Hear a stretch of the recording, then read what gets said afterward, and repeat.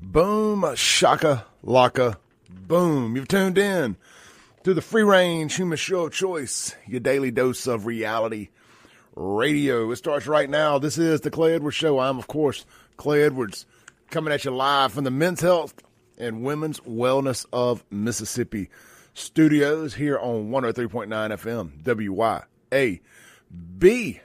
We're streaming worldwide across all 250 plus thousand of my online followers. That's right. We're at over 250,000 followers across social media. Man, is that not cool? Is that not cool? We're at over 250,000 followers across social media, across all my different platforms. And man, I could be more excited. We just hit 50,000 on Facebook. We're about to hit 100,000 on TikTok. We're at over 60,000, almost 61,000 on Instagram, and I could go on and on and on, but I won't. But I just appreciate everybody. If you want to chime in this morning, the Guns and Gear text line is 769-241-1944. The Mazda of Jackson phone line. We're not going to be taking any calls. I've got 4 big guests lined up back to back this morning on the phone line or online. They'll all be brought to you by our good friends over at Mazda of Jackson. If you want to jump in on the stream, you want your comments read, you want it pulled up on the screen. If you're watching on YouTube, they have this fancy thing called a super chat. And if you want to guarantee that your chat gets read over the radio and posted up on the screen on this big mega free speech show today, drop a super chat. If not, we still may get to your chat, but that's the best way to guarantee that your message gets across. Let's go straight to our first guest here. We've got my friend, the Black MAGA preacher. Jordan, you there? Hey, yeah, I'm here, man. How you doing, brother? I'm doing pretty good, man. Excited for this show. Man, look, I appreciate you jumping in with me this morning. I told you kind of what the context of it all was yesterday, and I appreciate you squeezing in the time to make it happen, as well as the other guests I have lined up today. Wanted to kind of try to hit a home run without telling everybody all the details, but needed to hit a home run today, and I went to the Rolodex of some of my favorite guests, and you're one of the first people I called, so I appreciate you doing this. Oh, I'm excited, man. Me too. Well, look, brother, so last time we talked, I was not aware, and for y'all that don't know, Jordan, a.k.a. the Black MAGA preacher across all social media, he was on an episode of a very popular online show called Jubilee, and I guess the context of Jubilee is it's liberals debating conservatives. Is that kind of is that the way that show is all the time? No, it's they come up with different things. It might be 20 MAGAs versus one liberal, but this episode was 20 conservatives versus one black liberal. It was all black people. Okay, I got you. Well, you did a home run job. Apparently, you did such a good job. I was not aware that it cost you your day job. Yeah. You didn't mention that, which kudos to not running around having to put your business out there constantly. But I did get your permission to bring this up. I didn't want to put your personal business out there unless you were okay with it. So I did see yesterday. I was looking for a picture of you online to promote this, and I ran across that on Google. I was like, did they fire him over that? And they did. So you were a teacher at a private school in Florida, and kind of set this up and explain to people what happened. Yeah, well, I was a 4th grade teacher. I've been teaching for about 8 or 9 years. And this was my private school that I started. Worked for a really good private school, really prestige private school here in Florida, actually in Jacksonville. And, my Jubilee episode, it went mega viral. I mean, it was mega explosive. And it was on the Shade Room, which is where they found it, which is basically like a black BET or the Breakfast Club, or it's those are kind of a black gossip site type thing. Yeah, it's like but they have over 29 million followers on there, and so they posted me on there, and everybody saw it. And I was called into the office the next day out of nowhere. I've been, I was a stellar teacher, and they told me to that either I needed to. I was going to have to stop talking about that stuff that I was talking about.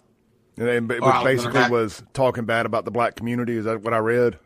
Yeah, well, they said they didn't like that I was talking about things like systematic racism, white supremacy being the major issue in the black community, which is all things that I disagree with and challenge often. So they didn't like that, and so they said I needed to uh, stop talking about it. And I told them I wasn't going to, and that's why I ended up have to leave my job. So Were these? I mean, if I would have probably stopped, if I probably would have stopped doing what I'm doing, then I probably would be still working. But free speech is not something that's debatable. And I said nothing that was a reflection on the company. It wasn't bad. It wasn't evil like what people have been saying about Charlie Kirk. It wasn't that somebody should die or celebrating death. It was just that as a black community, we can't be victims. We can't keep yelling systematic racism and white supremacy for being the number one issues in our community, because it's not. Fatherless homes are. Black on black crime is. These are issues that are and I told the principal and the vice principal this. And they were black, and they were, you could tell they were left leaning with their political beliefs.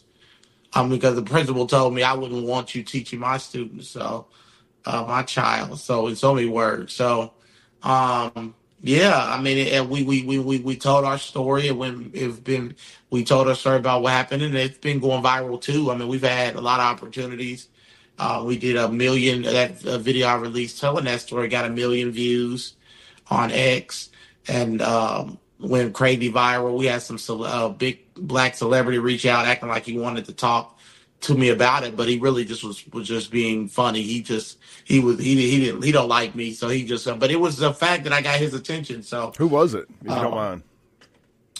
Some guy named Farah. He's a huge guy in the black community. He's a huge Dr. Farah. He reached out, said he wanted to do an interview about it, and called me. And then when I told him how I was a Trump supporter, and he didn't get back to me. So I said it was fine. But yeah, I don't. One thing I don't compromise on the truth. The truth is the most important thing we have. When we lose the ability to tell the truth, the left want to talk about a dictatorship, and that's the real essence of a dictatorship. And it's not happening on the right. The right is not stopping anybody from saying what they want to say. It happened on the left, and you'll probably get into that. But I can go on and on and on about how the left is the real party of anti-free speech. Absolutely. So Yeah, so we've been kind of battling. The whole crux of my show for the last 5 years has been to cancel culture. It's been the anti-cancel culture, because I've been the victim of it, to the point that I had to make this my full-time job, and it is my full-time job now. But thankfully, I worked for some really good people over the years, independent used car dealers that saw the vision and knew that I was fighting a fight that needed to be fought here locally, especially. And so I'm blessed to have been work for some good people that I didn't. My job wasn't in jeopardy as long as I somewhat kept it between the lines. You know what I mean? There's some exits you can't take, right? yeah, And still represent another business. But what you did, I thought was very adamant. Not adamant. It was very good.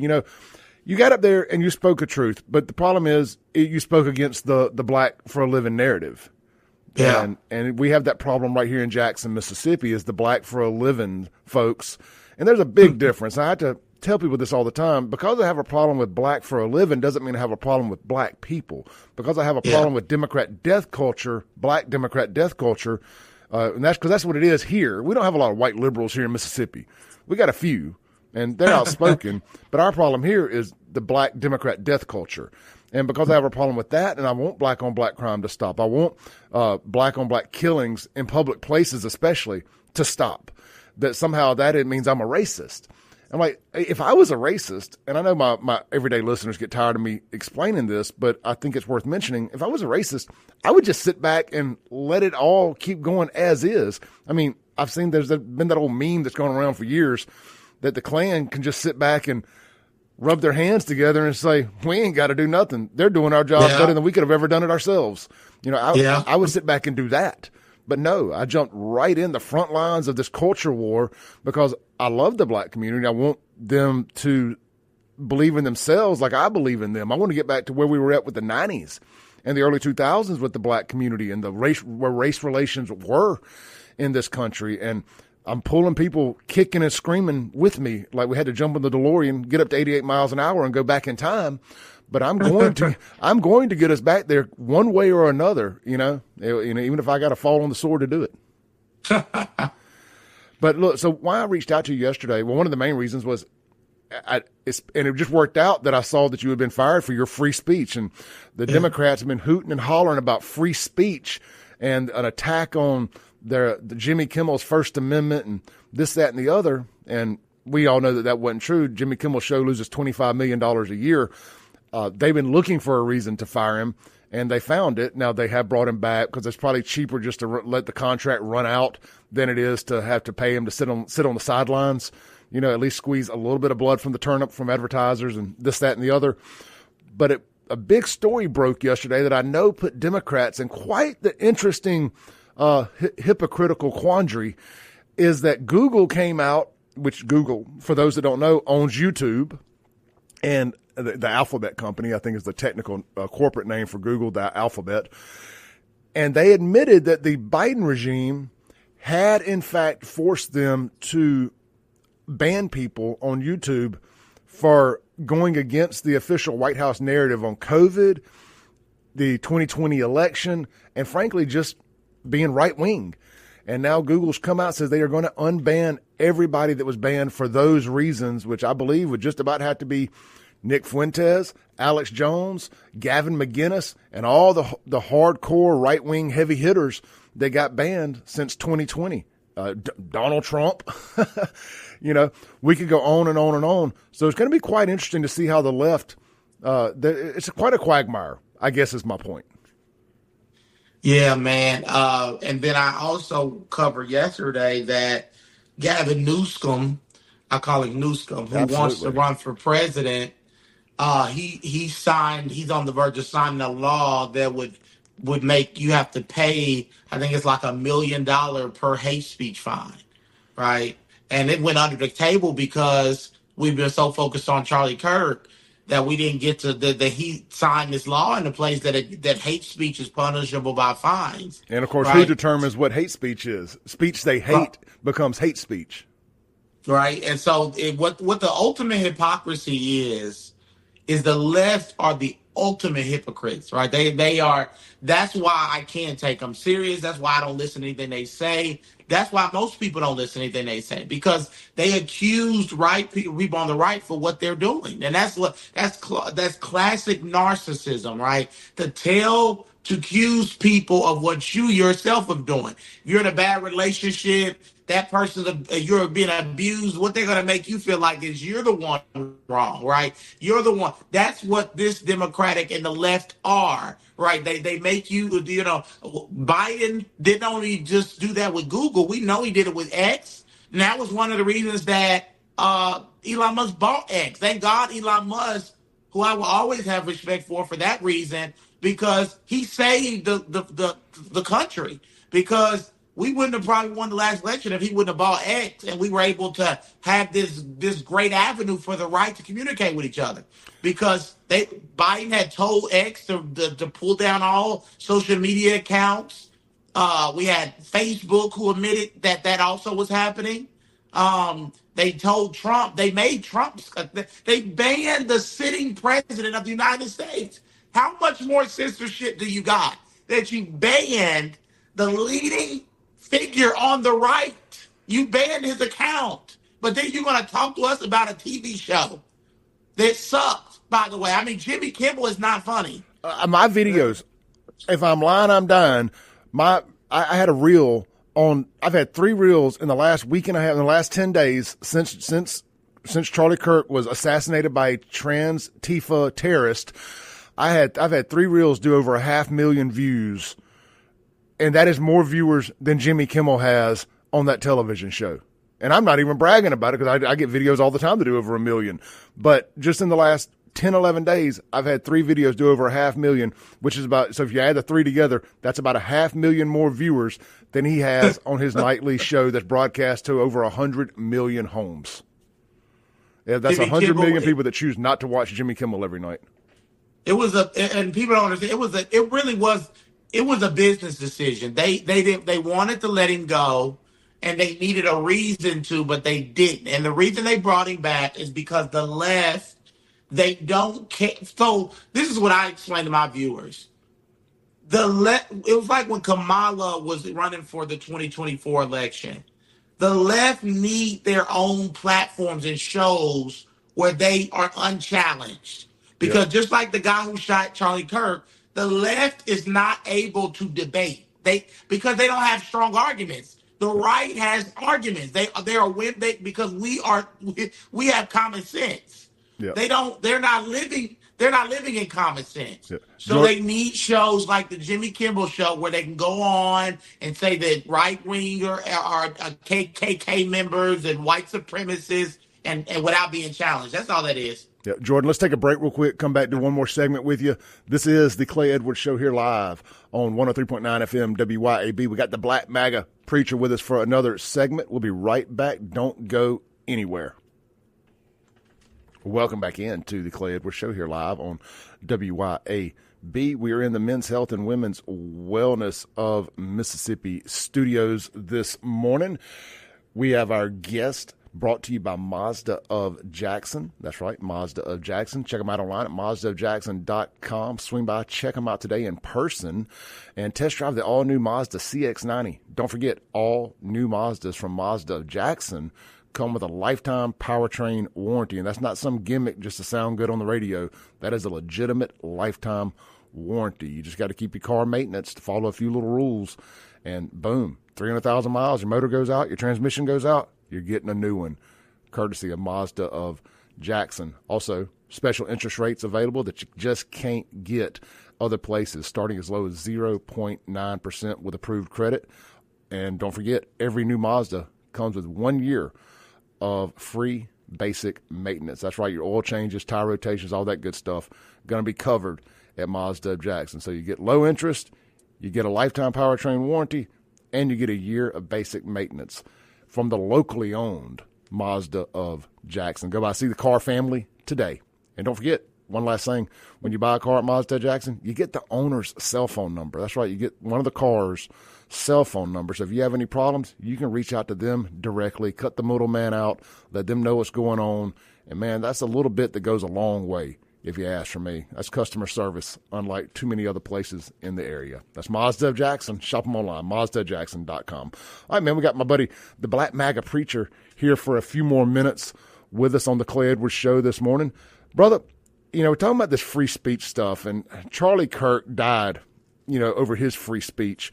I hadn't had a chance to talk to you. I think that happened, the last time we talked was the day before that, or maybe it was even that day. But we hadn't had a chance to speak since. Let's just jump back in and kind of go back to that day. Is that all that unfolded? How did that make you feel? I mean, I know it made me feel being outspoken and having a platform, nothing like Charlie's, of course, but having a platform. And I get threats. I'm sure you've gotten threats.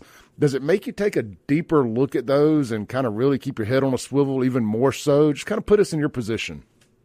Yeah, it did, because we've been threatened. I had an instance where I was threatened by, a lot of my threats and attacks come from my own community, right? I think I had a black gentleman walk up on me like he wanted to harm me.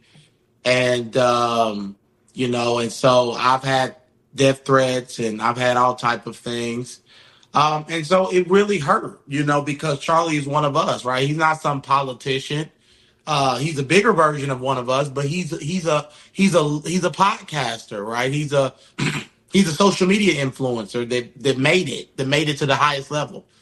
And for me, he's a strong man of faith. He's outspoken about his faith, and his faith governs his politics, and my faith governs my politics. And so, yeah, it really was frightening for me. I actually had some trips, and I'm still going to do them, but for college campuses, they wanted to do some stuff that he does, but on HBCU campuses, right? Go to the black universities and do the same thing Charlie did. Come to Jackson State or Tougaloo, man. Would love to host you here in the city.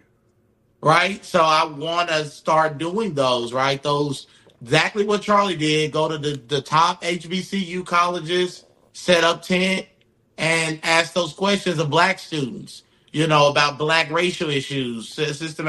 And then there was a part of me that said that's too dangerous, but we gotta continue to the fight, because that's what the left wanted us to do. They want us to cower. They want us to all run in and hide and shut up. But we can't, because we have to fight for not just this nation, but the future of the world, the civilized world. And so, I mean, this is bigger than us. And you shouldn't dedicate your life to something you're not willing to die for. Amen, brother. What a great, that's how I feel about this. Like, I get it. If I go out doing this, I went out truly, on my shield. Yeah. Because it's something I really, really believe in. You mentioned the HBCU campuses. If you're serious about doing that, if you want to come to Mississippi, our Mississippi GOP, the next guy, the second in command, Rance Bilbo, he does just that, man. He goes and sets up anytime JSU and them do anything, he goes and sets up at the HBCU campuses. And it's the first time, to my knowledge, that the Mississippi GOP has even attempted to have a presence on the HBCU campuses here. And he talks about it a lot and says the overwhelming response has usually been kind of positive, though there have been some times that people set up like, I'm not going to be next to your tent, just some people who are just hard-headed. But overwhelmingly, he said the response has been more positive than I think he would have expected. Yeah, man, as we have to, what Charlie did was change a generation through debate. And I'm a debater. I love to talk. I love to debate. And we have the best ideas. That's why the guy shot Charlie, because they don't have good ideas. The left does not have good ideas. None of what they stand for is good. That's why they want censorship. So it's easy to tear their arguments down because their arguments are founded on lies. Yep. And what's the best way to destroy lies is by speaking truth. Sunlight bleach is the greatest disinfectant, and free speech is bleach. Clay Travis talks about it a lot, talks about the marketplace of ideas. Let everybody put their opinion out there and let the marketplace determine what is and isn't a good idea. And that's why they try to censor all of us over the last, forever, but especially over the last 5-6 years. They've tried to censor the right because they can't match our ideas, because theirs are trash and they can't make them make sense. Or label, and one of the worst things they've done is not just censor our ideas, but to label us because of our ideas. So Charlie Kirk, how many black people I have reach out to me talking about, how can you feel sorry for Charlie Kirk? He's racist, right? That's the biggest thing I've had to defend, right? Is Charlie Kirk is racist. Charlie Kirk is racist. First of all, Charlie Kirk, some of his closest friends I know, were black. Mm-hmm.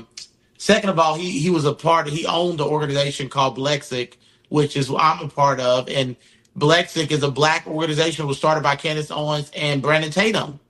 And he took it over. So if he was a racist, I don't think people really understand who racists are. Racist people do not talk to black people.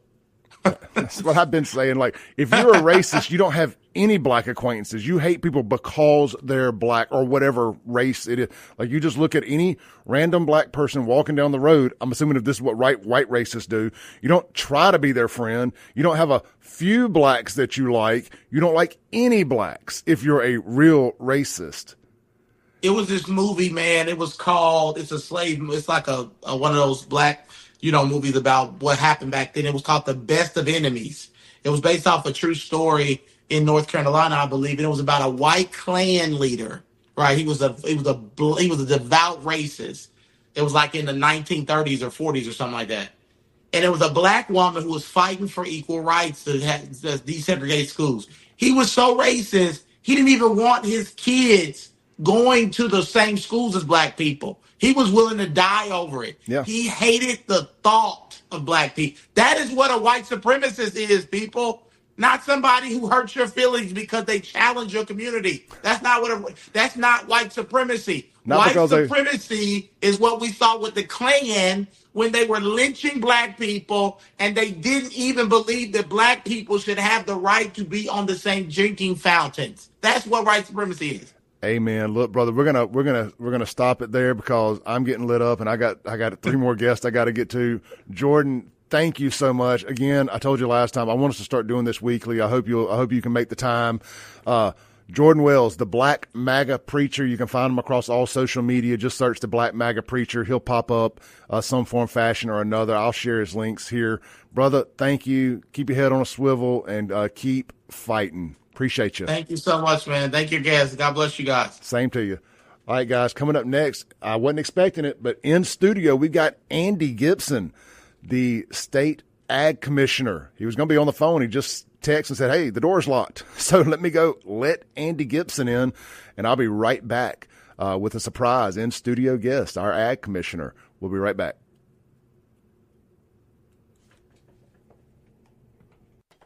Welcome back in to the Clay Edwards Show here live in the Men's Health and Women's Wellness of Mississippi studios. And if you're watching online, you see a surprise guest that has stumbled into the studios this morning. We got our AG Commissioner, our great AG Commissioner, Andy Gipson. It was going to be a phone call, but I got a text that said, hey, the door's locked. Good morning. Oh, you're here. Well, I figured if you're going to do it, you might as well do it with all your heart. So here I am. Good to be back. Well, Commissioner, I appreciate it. Look, man, so much going on down there at the fairgrounds. Now you told me about this before it was announced, but you told me about this 250th, the America 250, I believe is how it's being billed, right? Exactly. And they've kind of laid the gauntlet down, the White House has, and challenged all of our state fairs to who can be the most patriotic. That's right. And I said, well, I know one guy that's gonna lay it down and try his dangest to make it the most patriotic, and that's you. Tell people about this. Tell people what you've done and what they can expect. Well, this is a different kind of state fair. We love to have the Mississippi State Fair every year. This year it's October 2nd through 13th. It'll wrap up on Columbus Day this year. And it's really the largest event in the state of Mississippi. We'll run 1 million people through here over the course of those days. But back in June, the White House emailed me and said, would you like to be part of the America 250 Most Patriotic Great American Fair competition? And I didn't even have to pray about it. I said, absolutely. I wrote them back, said, you can count Mississippi in. That's the first thing I did. The second thing I did was call Lee Greenwood's agent and booked him for Monday, October 13th. So he'll be here live and in person for a great patriotic concert. I enjoyed watching him Sunday at the memorial tribute for Charlie Kirk, and what a great job he did introducing President Trump. We'll have him here at the State Fair. We're going to cut the ribbon October 2nd with the National Guard and the military flyover, and you're going to have a lot of great patriotic events. In other words, we're wrapping our State Fair in red, white, and blue. October the 8th is a great day. We're going to have some churches come and perform, and we're going to have a special day of prayer for America, for rededication of America as one nation under God. And the Lord knows we need that today. So come on out to the State Fair. When you come, get ready to have some of the greatest food and entertainment. We got great artists lined up. We got Corey Asbury coming and some other great entertainment. Maddie and Tay going to be there, and some other folks, I think Montel Jordan. And so something for everybody. Come on out and enjoy the great American Mississippi State Fair. No, I love it. I think it's phenomenal. I love the America 250. I love that we're celebrating this, and we get to kind of wrap it in red, white, and blue. You mentioned Lee Greenwood. You had him for another event a while back, right? In the middle of COVID. Remember when the world had us trying to shut down? We had Lee Greenwood here with Travis Tritt, and we had a concert anyway. And he's a great proponent of freedom, as I am, American freedom, and I got to meet Lee at that meeting, and I look forward to introducing him October 13th, and I'm going to do my best to sing God Bless the USA with Lee Greenwood October 13th. I am. And I got one big surprise I want to throw on your folks out there. All right. So when the White House sent this invitation, the president is planning a great American fair the week of the 4th of July, 2026. That's our official 250th birthday, celebrating 250 years of American freedom. and he's going to have a 50-state fair on the National Mall. So I'll be representing Mississippi there the week of the 4th of July and all the great things of Mississippi and also our American freedom. I told somebody we might have to take the biscuit booth to the National Mall in D.C. But whoever wins the most patriotic state fair is going to be recognized by President Trump the week of the 4th of July, 2026. It's going to be a big deal, and I want everybody to celebrate America. That's what it's all about. We live in the greatest country in the history of mankind with the greatest freedom. And if we can't celebrate 250 years better than anybody else in Mississippi, I don't know who can. We can do it. We can win it. What can we do as Mississippians to help us win this competition? You can come to the state fair October 2nd through 13th, and when you come, wear your most patriotic red, white, and blue. We're having competitions for the most patriotic fairgoer, the most patriotic food vendor, the most patriotic livestock stalls. Actually, everything's going to be red, white, and blue. You come on out and wear your red, white, and blue. I look forward to seeing you. Come by the biscuit booth and get a free biscuit like 100,000 other Mississippians will. Andy, one of my favorite things that you did a couple of years ago, last year, whenever it was, you said it was like a busted can of biscuits. It was like an empty biscuit can. That's right. An empty biscuit pan. Anyway, it was hilarious, man. The legislature was trying to take our sponsorship money. Yeah, that's what they were. Yeah. That was great. That was great. Look, how many people are y'all expecting for the fair this year? Well, we always have, but depending on the year, back during COVID, we had 500,000. We have 750,000 to 1 million people, depending on the year, and the weather drives a lot of it. We got to have good weather. We need the fall to blow in here. It looks like it's coming this week, and so we're just excited to host it. I'll cut the ribbon 11 o'clock October 2nd with special guest Chief Cyrus Ben of the Mississippi Band of Choctaw Indians. He'll be there. The original Mississippians right there represented. Yeah, absolutely. Those are great people. They're great people and dear friends, and so we look forward to it. The National Guard is going to be safe. We got a law enforcement team that's going to make sure everybody's safe within that fairgrounds. All right, let's talk about the Dixie Nationals. Big announcement this week. You announced the lineup of all the great artists. Tell us a little bit about that and what can we expect for the Dixie Nationals? Man, we're fired up about our artists that are coming. Old 60. We've got Baker Blankenship. We've got Joe Nichols, Tanya Tucker, Waylon White, Muscadine Bloodline, and Mark Chestnut. So something for the folks who like the country legends like Tanya Tucker, and then the up and coming groups like Old 60, Muscadine Bloodline. We try to book something for everybody, and we're doing something new this year because we want people to be able to get those tickets. A lot of people called last year wanting to get the tickets. We had several sellout performances, and so you can buy them during the state fair this year for the first time ever. You can buy them directly at the box office starting October 3rd at 10 a.m. That's on a Friday. So get those tickets. Which act you want to come see, come to the box office and buy them. You can also buy them online. The only authorized online retailer is Ticketmaster, but you can avoid those online fees by buying direct from the box office. And a lot of people don't know that. You can go straight to the box office at the Coliseum and avoid the majority of those fees. I think outside of 50 cents or $1 or something like that handling fee. That's right. And save a ton of money, $7, $8, $9 a ticket sometimes. That's right. If you're buying more than 2 or 3 tickets, it adds up. You done bought a ticket and fees. Exactly. That you don't get. That's right. So we want everybody to have a good opportunity to get some good seats. That'll kick off October 3rd. You can buy them during the fair, of course, all the way through.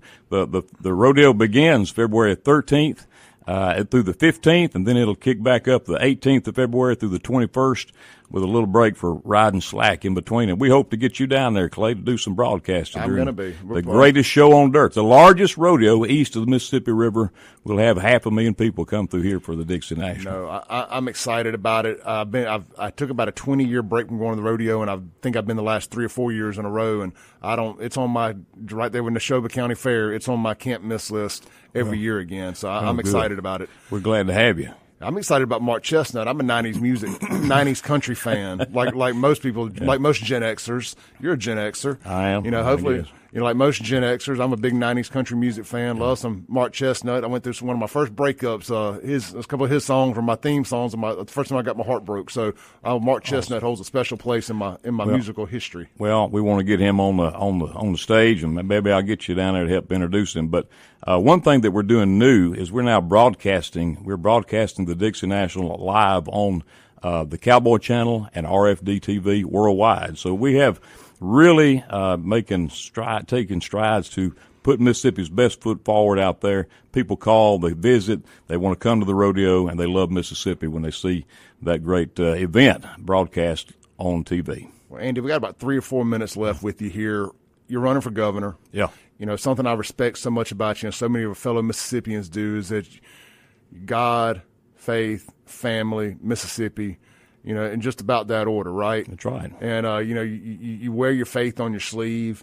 And I think in a time where we're at right now, and look, I have to check myself because I hate my enemies and I don't want to pray for my enemies. And watching that Charlie Kirk Memorial the other day, that revival. It was. You know, and listening and talking to you and like thinking of America 250, it's what a great time for a revival of American pride, of our spirituality.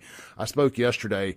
I said, you know, we got to prepare for war. And it ain't just physical, but it is physical. It's mentally, and most importantly, it's spiritually. We are in a spiritual war. There's no doubt about it. You see the evil on display. This young man who took action to kill an innocent patriot, Charlie Kirk, was motivated by one thing, and that's evil and hatred. And we have to stand against that today. So we're calling Mississippians and Americans to pray. October 8th, I've set aside a day for prayer at the Mississippi State Fair. We invite everybody to come to the Mississippi Coliseum. We'd love to fill that place up with folks to pray for America and to stand for what's right. We cannot back down. We cannot back away. We have to step forward and keep speaking up for what is right, what we know to be true, and what is good. Andy, here just in the last minute or so, people want to help you out with your campaign. They want to get involved. How can they do that? They can go to andygipson.com. That's Gipson, Gibson with a P, andygipson.com. We've got a place there that people can volunteer. They can actually contribute. And, you know, we're taking our message directly to the people. I've been all over the state since the last time we visited and having tremendous grassroots support and volunteers. And that's where you can sign up to be a part of it, andygipson.com. We're fighting for the conservative future of the great state of Mississippi. And it begins with you on the ground, boots on the ground. All right, guys, this interview was brought to you by McBee's Bar and Grill. Get by and enjoy a great Blue Plate special from McBee's today right there on Lake Harbor Drive. Buzzing a red since 1982. Today's special is fried or grilled pork chops. I'm sure Andy loves a good pork chop. Swing by, enjoy the Blue Plate special today. If for some reason pork chop is not your thing, try one of the daily meats of hamburger steak, chicken breast, or country fried steak. And y'all know country fried steak is my thing. I consider myself a country fried steak connoisseur of sorts. Commissioner Gipson, thank you so much for taking the time to drop in person this morning and help make this one of the biggest shows we've ever done. We're great to be here, and just thank you so much. God bless you. God bless the Clay Edwards Show, and we'll see you next time. All right, we'll be right back. Y'all don't go anywhere, and be back in 4 minutes.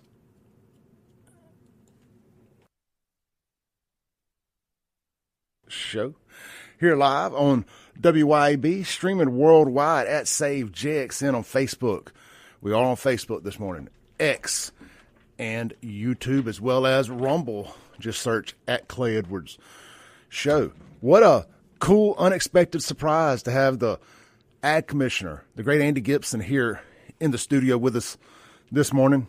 Guys, I know that, you know, I'm a passionate person, and I do all this through fire, passion, and just sheer determination.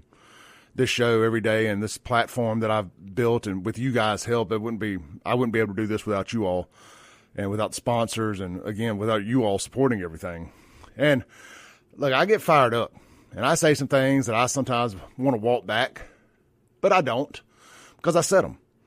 But one thing I probably need to walk back, just to be a good influence to the kids out there, is I know that we're supposed to put it in God's hands.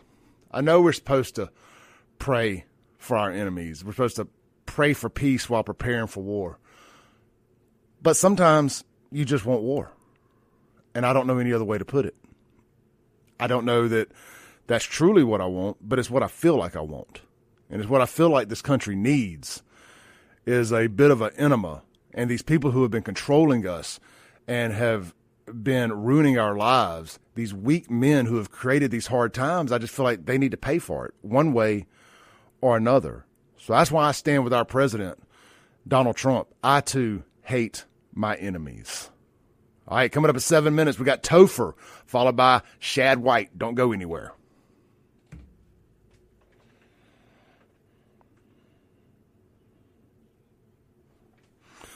All right, guys, y'all don't go anywhere. I'll be right back in 7 minutes. Got a whole another big hour to go. If you are one of our radio listeners or if you're an online listener, be sure to check out Sean and Lindsay today from noon to 1 right here on WYAB or online. Just search Lindsay Beckham. You'll find it if you want it. If you don't know how to find it, let me know, and I'll make sure you find it. But 12 to 1 today, they're continuing to peel back the onion on the true crime mystery from right here in central Mississippi about the murder of Eddie Williams. Eddie's attorney has decided to attack Sean Yerkron, and now it's personal. So things are about to kick up a lot. You're going to want to be tuned in to hear what Sean and Lindsay have to say after the last 24 hours of battling it out online in a very public forum with one of the I don't know if suspect is the word, but one of the original suspects. His attorney decided to come after Sean. I may have said Eddie's attorney. I didn't mean to say that if I did. But one of the original suspects' attorneys has decided to attack Sean, and Sean is now in attack mode himself. So it's about to get very, very interesting on that front. So tune in right here from 12 to 1 on WYAB or online by searching Lindsay Beckham on YouTube and see what all is going to unfold there. I'll be right back. We got the original, the OG Mississippi conservative content creator himself, the guy that without Topher, there wouldn't be no Clay Edwards. He's the guy that laid the groundwork for all of us who have followed him, millions and millions of followers. He is the OG, and he'll be calling in on the Mazda Jackson phone line from up in Philadelphia, Mississippi, here in 7 minutes. Don't go anywhere. I'll be right back.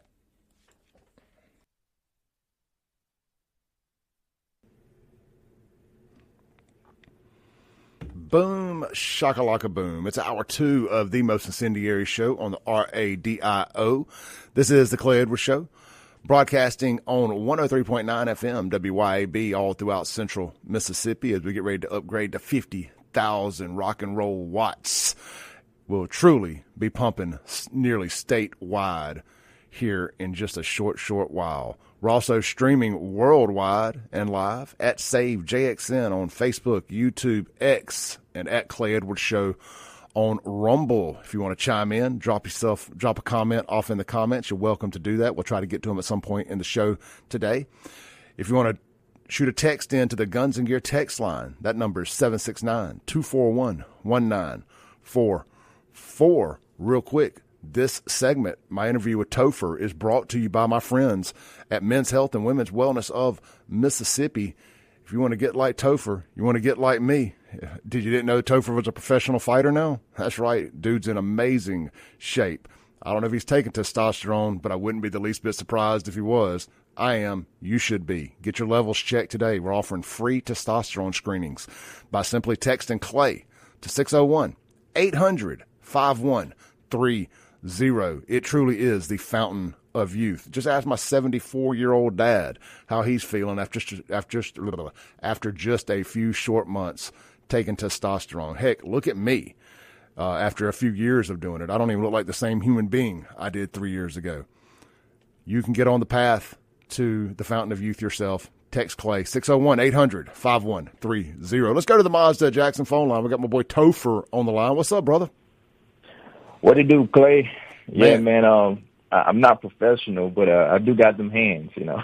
Hey, look, I got the videos of it in my phone. I got Topher fought recently at the About Time Brawling event in Philadelphia, Mississippi, or in Neshoba County, should I say? And he won his first fight. And look, and you were in there with a dog, man. I mean, that dude brought it all, and you held up and won. Yes, sir. My first sparring match, because I never sparred before, so it was actually my first time stepping into the ring or fighting, period, with boxing gloves, and it was quite the experience. And I was looking forward to many more bouts until, the Charlie Kirk incident happened, and now I realized that my fight is more important in other arenas. So that's what I'm focusing my energy on now, because it's a place that only few people can have influence in, and I want to be sure that we keep everything that's important, the main thing, you know? Yeah, well, look, so one of the things I've been talking about a lot but especially this week or since Charlie Kirk's death, is we need to be preparing for war. And you know what I mean? Spiritual warfare, mental warfare, and physical warfare if need be. And you are definitely ready for all of those, my friend. I think you're a great example. I've called you the OG conservative content creator from here in Mississippi. And I think you're a great example for anybody. And I'm not just saying this because we're friends or we're on the phone, but I legitimately mean I believe you're a great example for anybody looking at where they're at in life and where they might want to be. I think Topher's a great example to look at where you can get to with some discipline and hard work. And I just, as a guy that's followed your lead, I appreciate you and what you're doing. And I think you're right. Your battle is better suited in the realm of the culture war, so to say, than it is in the boxing ring. But because you were able to be successful in that boxing ring, I think it just adds that much more credibility to your fight outside of it. Oh, appreciate that, man, and same for you, Clay. I even put in the song one time, man, that you were the first person to acknowledge my successfulness as an artist, specifically because of my political rhetoric that was included inside it. Many people didn't want to touch me. You reached out. You gave me a place. You gave me a platform to come voice my concerns, to voice my opinions, and to just be me. And I just have to give you that. Hats off to you, Clay Edwards Show, man. You did a phenomenal job with that. And ever since, man, we have been great friends. And this is what it's about, you know. If anybody wonders why we are in the state that we're in as a country, it's because we have been told for so long, even in the workplace, to not talk about controversial issues. So now we're at a point that we don't even have the skills or the mindset to handle opposing views. And then this is where violence comes in, and we no longer know how to disagree agreeably. And so continue to do what you're doing. I know you have people come on and talk about opposite things, but that's what's going to help us grow as a nation, as people. And, you know, and like I said, just thank you for honoring me, man. Absolutely. Look, man, I mean, I came up in the nightclub business as a promoter. I did more rap shows than I've done rock shows. And I understand, you know, the struggle of the independent artist. And look, you're still, as far as I know, the only hip-hop artist from the state of Mississippi to have a #1 Billboard single. And the fact that that's not celebrated by more platforms is mind-boggling to me. But we know why. It's because you're a Christian conservative, and you're not selling Democrat death culture. Yep. You know, they can't profit off the demise of the community through using my music as muse. You know, I recognized that early on in my career. I wanted something that everybody can listen to, from grandma down to grandkid, that you would turn on and feel elated, feel positive and joyous, and, you know, and motivated. Nothing that was going to make you feel depressed, you know. So it's a tough world, and this is why I never got caught up in the industry. But what God has for you is for you, and he's going to elevate the things that elevate him. So I'm a testament to that for those who are listening that maybe want to go a different route outside of the status quo. You can if you put God first. Let me ask you this, Topher. I just had Commissioner Andy Gipson, AG Commissioner Andy Gipson in here, and we touched on it briefly. Man, I'm really struggling right now with this whole pray for my enemies stuff. And I don't know that I want to waste prayer on these evil people. I'd rather point my prayers to people that need prayers. And I guess you can make the argument that they need them. But I tend to lean more with our president on I hate my enemies. Walk me back off this if you want to, or side with me. Where do I need to be on this whole praying for my enemies? Where's Topher on this right now in the wake of the Charlie Kirk assassination? For one, you know, the Bible says in order to be forgiven, you must forgive. You know, so there's that. You know, so forgive your enemies, and you don't have to do it by faith, because it's almost impossible to reasonably and logically forgive somebody that has done such a tragic incident against you, or whatever it may cause, or said something just terrible. So by faith, we forgive. But when it comes to prayer, when you're praying for your enemies, prayer in general is not toward that individual. Prayer just means that you are seeking God in that moment first. So even when you're praying for yourself or praying for your enemies, it's reorienting your mind and your posture, and basically saying that I'm going to acknowledge God in this moment, and that's all that matters. You can come to God kicking and screaming all you want, prayer, anger. I mean, even David, if you read some of his Psalms, it was tear down my enemies. He sounded like an emotional roller coaster when you go through Psalms. But that's why he said David was a man after his own heart, because he was vulnerable and open, and he always brought it back to God. So even in this moment where you just can't seem to fathom how you can forgive your enemies, as long as you pray, God is going to acknowledge that, and it's going to work on you, man. Because, if it doesn't work for you, it can work on you, and sometimes it can work through you. So it's not always about you, but just do it anyway. And that's what faith is, and that's what courage is, just doing it anyway. Let me ask you this. This wasn't, I didn't put this question down, but we're kind of going down this path. Say somebody's out there listening right now, or say that person's me, Clay Edwards, and I've never picked up and truly read the Bible. Where's, given my state of mind, what I just asked you, where would you say, if for somebody who's never picked up the Bible, they're angry right now, they don't want to pray for their enemies, where should they start? I would start in John. I would just start in John or the Gospels, because you got to remember, that you were forgiven because we were sinners. Remember, Christ was sinless, but he took upon our sins and in order for us to be forgiven. He was perfect. We was imperfect.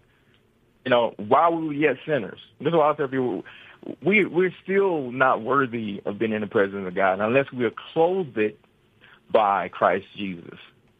So none is good, none is righteous. We all have fallen short of the glory of God, and, all have. So why not be grateful for the man who came and did what we couldn't do? And that was Jesus. So I would start in John so you know who Christ is, learn about his miracles, learn about, because one of my favorite verses, John 1, it talks about in the beginning was the Word, and the Word was God. No, the Word was with God, and the Word was God. And the Word became flesh. So this details the story of how God was reconciling the world and us back to him through his Son, Jesus Christ. So you need to know that. And so I would suggest reading that first, man. And once you recognize how great a love that is, that he loved us so much that he was willing to die to get us back to him, then the things that we sacrifice for become minuscule, It's like, oh, well, I mean, if God gave his only son, then who am I to complain when I haven't done nothing close to that?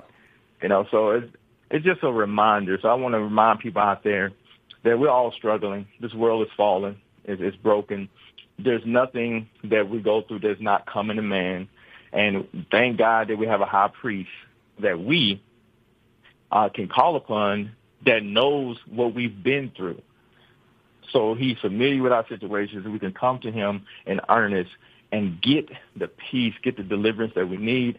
And I just pray for everybody. Mark Rubio said it best because, at the memorial service, it's like, that's the gospel. Jesus came down, and he just died, and who took upon the form of man, came down. He died for our sins, lived a life as a man, died like a man, but he resurrected from the grave unlike any other man. And then when he went back to heaven, right? And through his blood, we have been forgiven.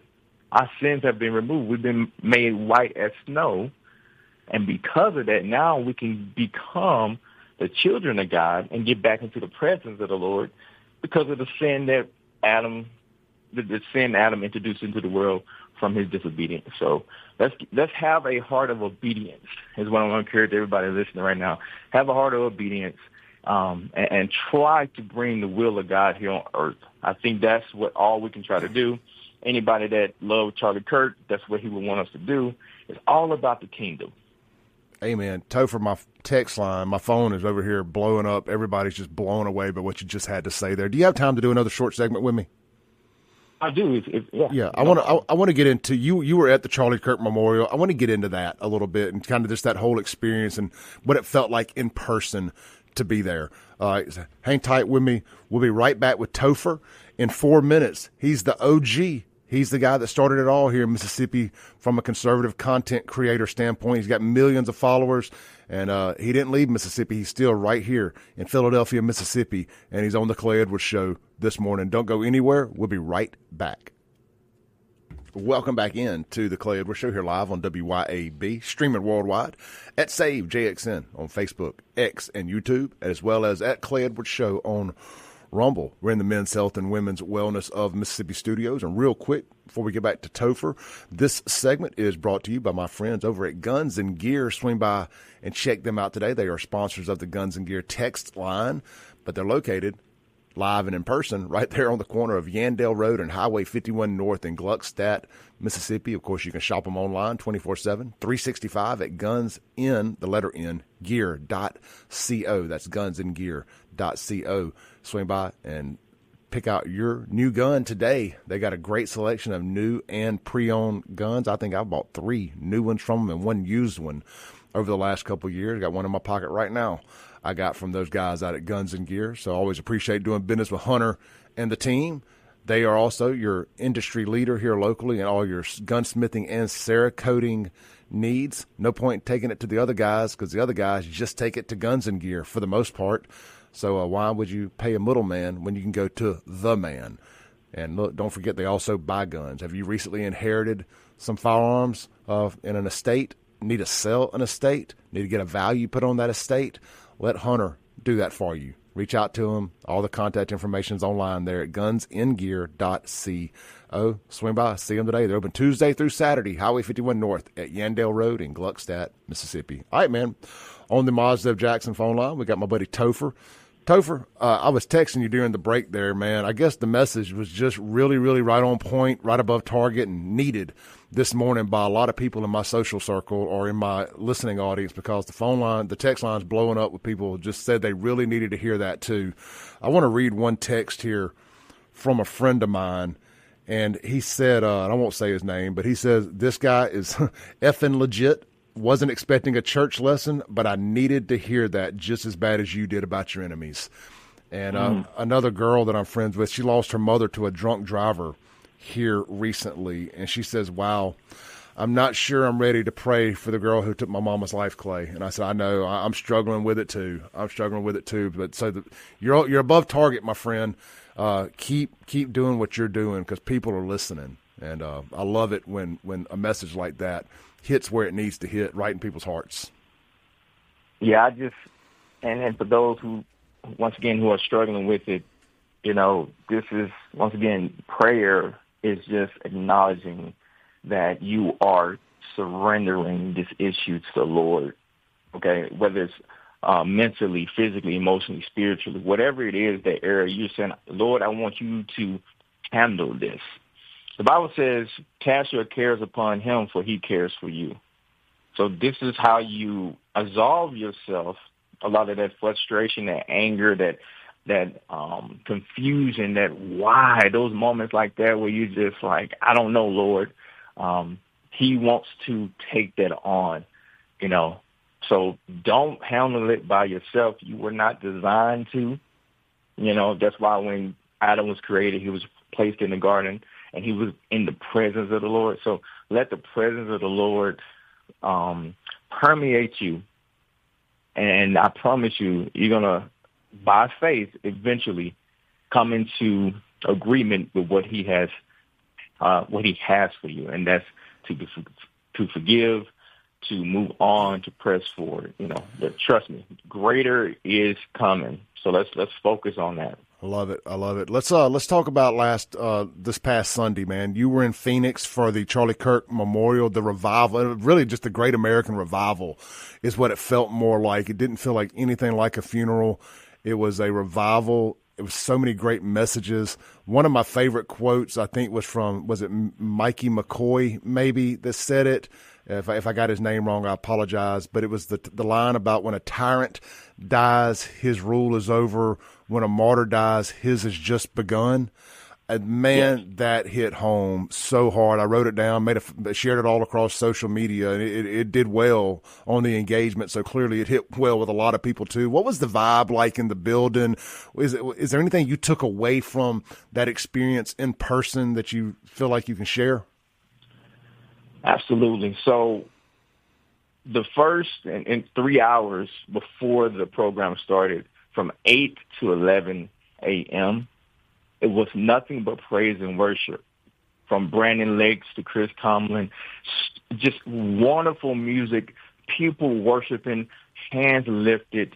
And what it did was it set the atmosphere going forward, because it reminded people why we were there, the mission that Charlie had, but ultimately what it all means. It's all about Jesus at the end of the day, you know. And so that just made everything so much better. People were happy. And the mood reminded me that we're not defeated. We're determined. And as determined individuals, we're finna go back into our communities and bring the gospel 10 times harder. That's why Turning Point has had over 120,000 chapter requests since Charlie Kirk's passing. And that is God in motion. Nothing can convince me otherwise. And every person there, which you know, we had dignitaries, we had top White House officials, we had people all the way from Canada, all across the world coming into that stadium. Over 70,000 inside the State Farm Stadium, and then another 15, 20,000 in the Overflow Stadium. Biggest televised revival probably in the history of the world. It was bigger than the MLK Memorial Service. It was bigger than the JFK Memorial Service. And it was about Jesus. I've never heard our officials talk about Jesus as much as they did that day, you know, and it was good to see, you know, as much people hate Trump and what he said, but it was good to see that human element, because everyone still needs to see that human element, but ultimately how we learn to surrender that element as well. And I'm glad that we have a place like Turning Point USA that can help guide us into that place where we can truly just surrender. Look, it was great to watch. It truly was. And to hear all of our government officials not separate church and state was really refreshing to hear. I was listening to Jason Whitlock, and he had a black pastor on the show. I'm not sure what the guy's name was. I believe it was Monday. And the guy referred to himself as kind of a Bible bully, and how he likes to kind of make sure everybody is getting their scripture correct and the meaning of the scripture. And he said he was there in person, and he was talking about how he was really listening with a keen ear to make sure that all these public officials kind of got their message on. He said, man, they all nailed it. I couldn't have done it better myself. And look, I don't know the guy, I don't know anything like that, but I trust Jason Whitlock to have not to have some bum on there talking about this. And that meant a lot for me to hear them co-sign on that, because I thought it just really lets me know what kind of people we have leading this country. Absolutely. You know, whether they're perfect, which no one is, we definitely fall, but their willingness to profess Jesus in front of the world, in front of man, is a testament to their character and leadership. So regardless of how they've been, I will rather deal with a person that's able to surrender and confess Christ than anybody else. Like I know that's the unifying element that we as believers need to be searching for. Not your identity, not your race, not your gender, not where you from. Christ. Do you got him? That's what we need to be unified under. Topher, in closing here, brother, thank you for getting up and doing this with me this morning. In closing, you got anything coming up you need people to show up for? You got anything going on you want to promote? Anything on your end? Today I will be at Virginia Tech with Megyn Kelly and Governor Youngkin, and we'll be having a discussion later on this evening. Be more Turning Point USA events I'll be going to, because the tour is back. We're back on board. We're back getting to the mission, what we're doing. But ultimately, if people want to support Topher, I always say just go to my website, stream my music, and also I got my Bible quiz games on there. So if you want to help increase your knowledge of the Bible in a fun, creative way, you can purchase my Bible quiz cards. They're great. I have the adult version and the kids version. And just go be a positive light in your community, in your family, and, read your Bible. What's your website? Tophertown.com, TOPHERTOWN.com. And usually if you just type in Topher and Google it, it's one of the first links to pop up. All right, great. Topher, appreciate you, brother. Hey, will you be at the Ole Miss or the LSU TPUSA event that's on the upcoming schedule? I will say yes for now, but, to be determined. Okay. And just depending on what they need. But it's going to be hard for me to not pull up when you come into our neck of the woods, because they never really do. No, I know. I had tickets. I just 2 days before Charlie got killed, I had just printed off my ticket for the LSU event because a buddy of mine wanted to go down there for that one. So I was like, yeah, I'll go with you. And so I've got that ticket printed on my desk still. And so I was really glad to find out that they're, of course, no surprise to find out they're still gonna do it. So, well, cool. I will probably see you at one of, if not both of them, because you're right. When they pull up in the backyard, I don't want to miss it, especially now. I think it's more important than ever now to show up when these events come through. Oh, 1,000%. Topher. Just to say thank you, Clay, for everything, man, and I hope your audience is blessed. And, man, thank you for inviting me on. Thank you for coming on, man. Let's do it again. Yes, sir. All right. Appreciate you. That was Topher. Go to his website, tophertown.com. You can find him on across social media at Tophertown Music. We'll be right back. We got Shad White, State Auditor, coming up next. Don't go anywhere.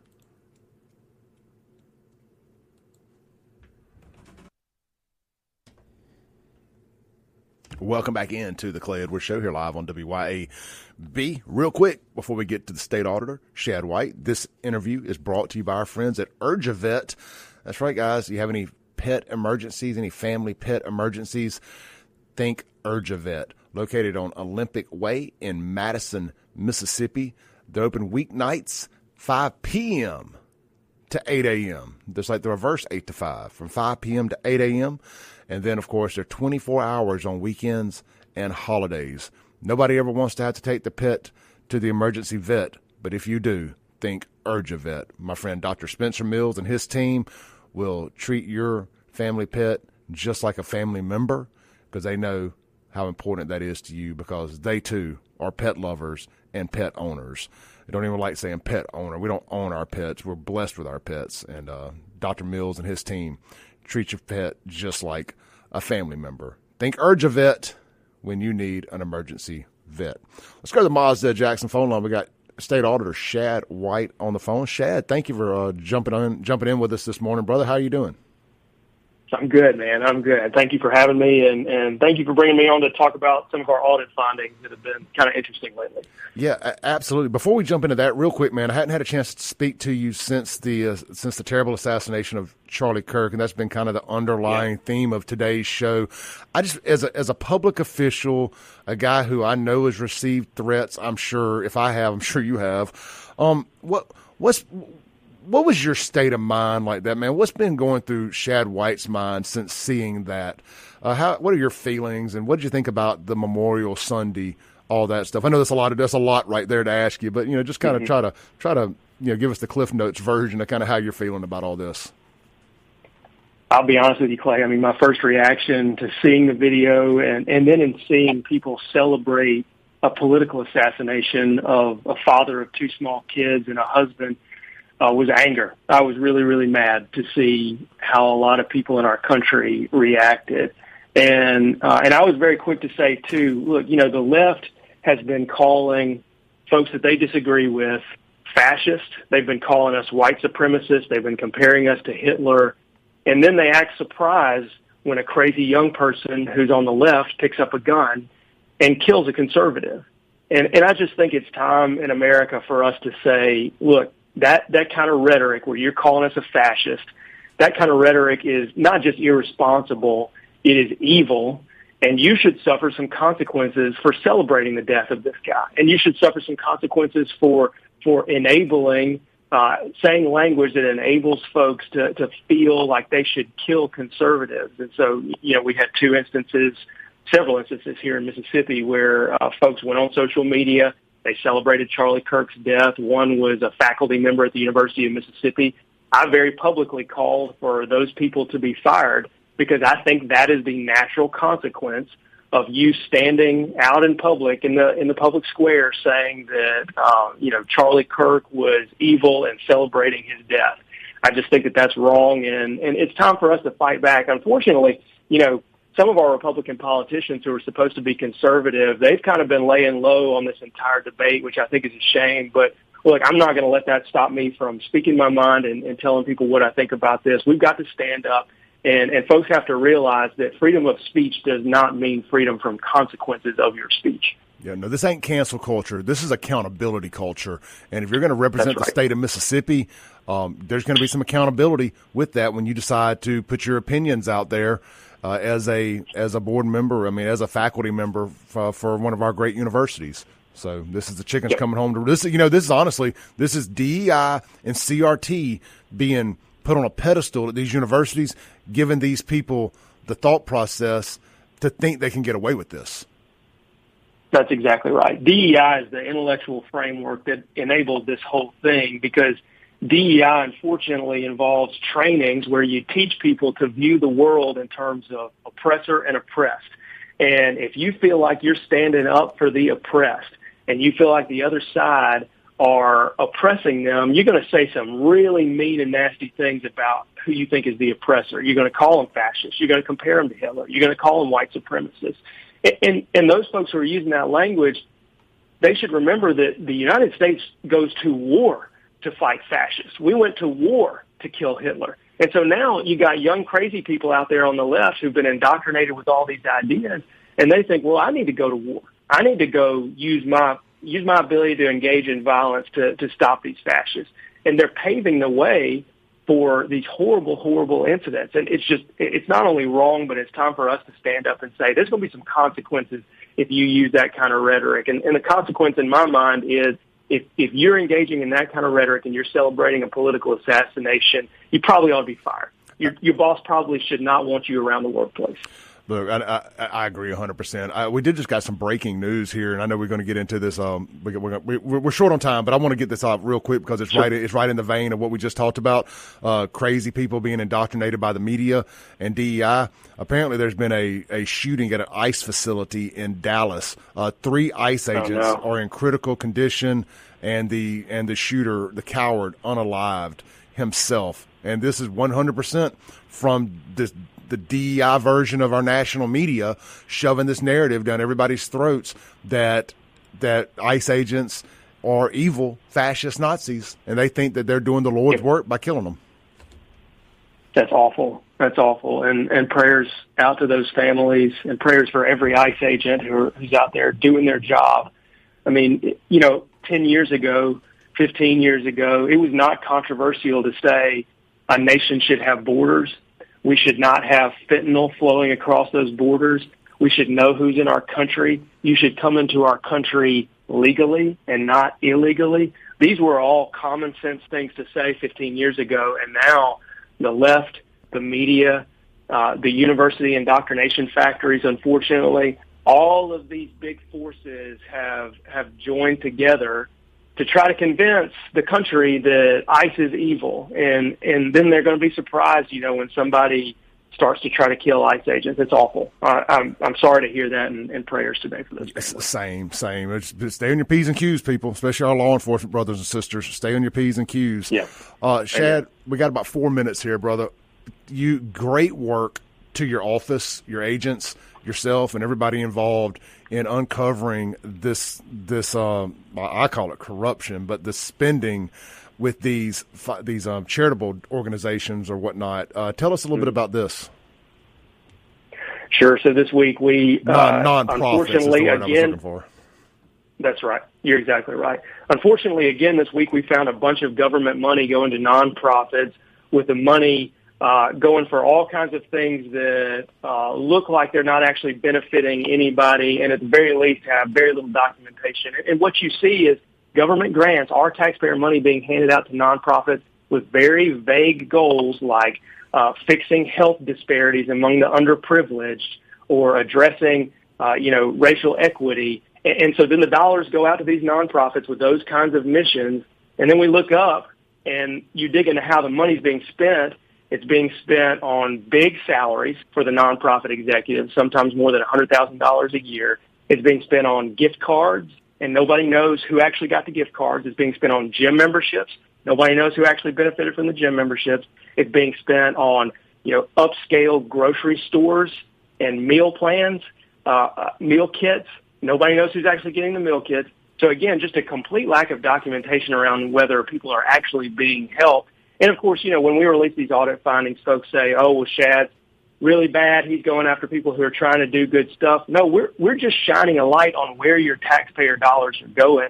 And if that ruffles some feathers, so be it. It is time to put all of this out into the open, show people where their money is going, and hopefully at some point some of our politicians will take our audit findings seriously, and they'll put into place stricter rules around who can and cannot get taxpayer dollars. Shad, I refer to it as it's the NGO hustle, it's the 501c3 hustle.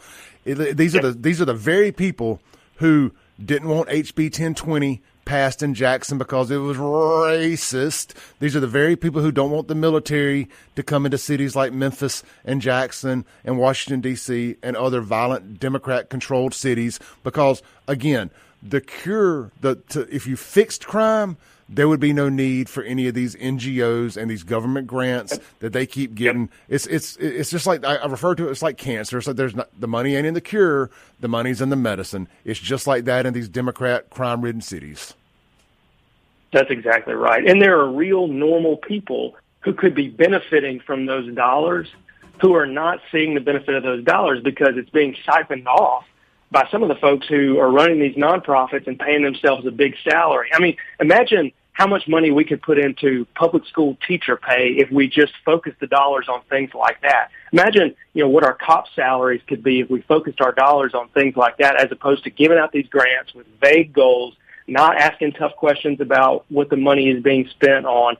Imagine if we put a stop to all that and instead got the dollars going to where it actually mattered. I mean, our state would be much, much better off if we did. Yeah, and these three groups that I see here, the Juanita Sims Doty Foundation, 100 Black Men of Jackson, and My Brother's Keeper. And if y'all doubt anything I was saying there, you can just Google those and see exactly what they do, and you'll see that those are the exact people who stand up and fight against these things that should be common sense. Can we expect any criminal charges, or how does that work? Where do we go from here?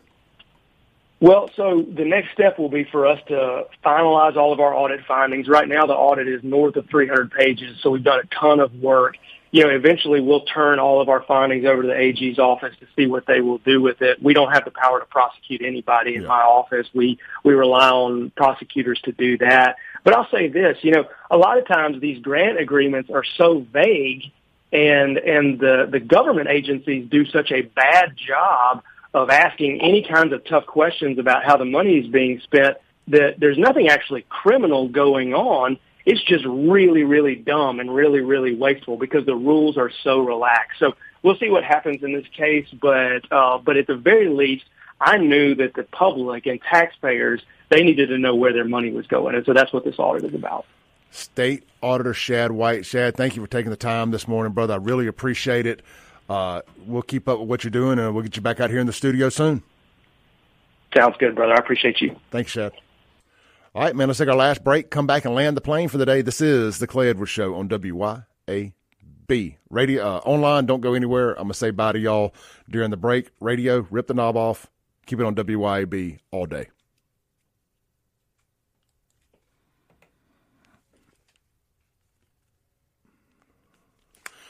All right, guys, I appreciate everybody tuning in today. Let me do this real quick here, fix this. I appreciate everybody tuning in today. Today was a huge, huge show. We're trying to grow this thing, and a lot of very important people were listening today. I think we hit a home run. So I want to thank all my guests, the Black MAGA preacher, Commissioner Andy Gipson, for coming in studio, and it was all I wanted was a phone call, but I was very blessed that he decided to show up and surprise me this morning. So thank you, Commissioner Gipson.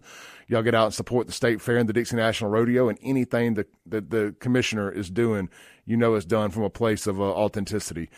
My buddy Topher and Shad White, what a action-packed lineup, man. We got to start having more guests. I enjoyed that. I needed that. I needed to hear Topher's message, especially this morning. It was right above target, as they say. Sometimes when you feel like the preacher's talking to you, it's because he is. And I felt like Topher was literally talking to me. I guess he was, since I asked the question. But hey, all that aside, thank you guys. I'll be back here tomorrow morning, 7 a.m., wherever you're watching this stream or on the radio, 103.9 FM, WYAB. Y'all swing by, check out my merch shop, buyfafo.com.